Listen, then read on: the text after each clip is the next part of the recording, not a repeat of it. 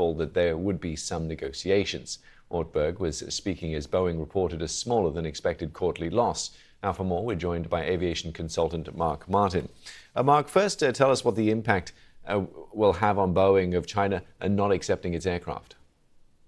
Good morning, Steve. I think the bigger issue here is not about this being a trade war with the U.S. It's very clear China is not accepting Boeing aircraft, period. And I think in the backdrop of having paid for those aircraft, even paid for the fuel for deliveries into China, and to send them back clearly is a bold message to the U.S. that, we're not going to take a product that's inferior. And this is also in the backdrop of more powerful, stronger Airbus with increased orders.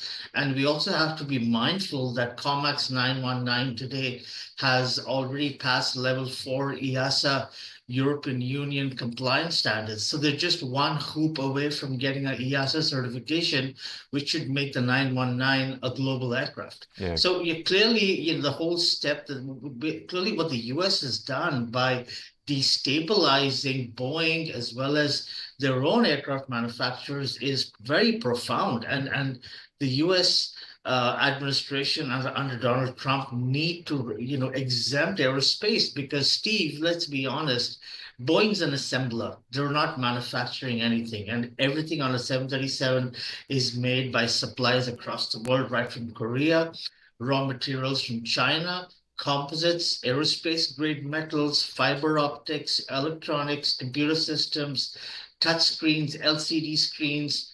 Pretty much everything on an aircraft is non-US. And I think maturity needs to come in now with this tariff trade war. Mark, clear to see how tariffs are going to impact supply chain issues as well for Boeing. Now, what did you make of their Q1 numbers, though? They weren't as bad as expected.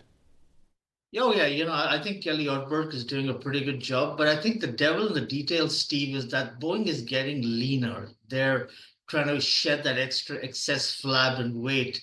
They're selling Jetson for $10.5 billion. So the digital aviation services business leaves Boeing, and Boeing is now going to focus on the core aircraft design, development, and manufacturing vertical. And I think that's a very good sign that Boeing is maturing up, sucking it in.